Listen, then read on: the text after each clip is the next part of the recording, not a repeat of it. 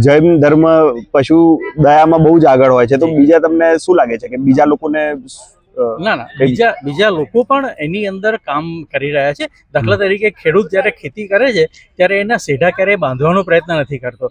એ અમુક ઘાસચારો કે જ્યાં એની જે મોલ ઉગેલો છે એ ખાઈ જાય ગાય ભેંસ તો વાંધો નથી હોતો. ક્યારેક ચકલા આવીને ચણી જતા હોય તેમને વાંધો નથી હોતો. એટલે એ પ્રમાણે એ લોકો પણ જીવદયામાં એટલું જ માની રહેલા છે. એમના દ્વારા જેટલો પ્રયત્ન થઈ રહ્યો છે એ કરી રહ્યા છે.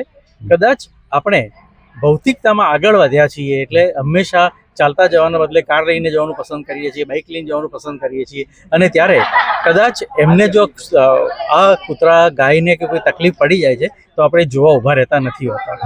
એના કારણે જૈનોએ આ એક ઇનિશિયેટિવ લઈ અને કાર્ય કરવાનું ચાલુ કર્યું છે. બાકી બધી જ્ઞાતિઓમાં થઈ જ રહેલું હોય છે અને કરવામાં જ આવે છે, પણ જૈનો વિશેષ ભાગ લઈ રહ્યા છે.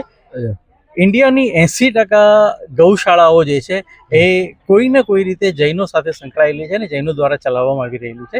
એટલે આઈ એમ પ્રાઉડ ટુ બી જૈન. મને એ વાતનો આનંદ છે. નાઇસ.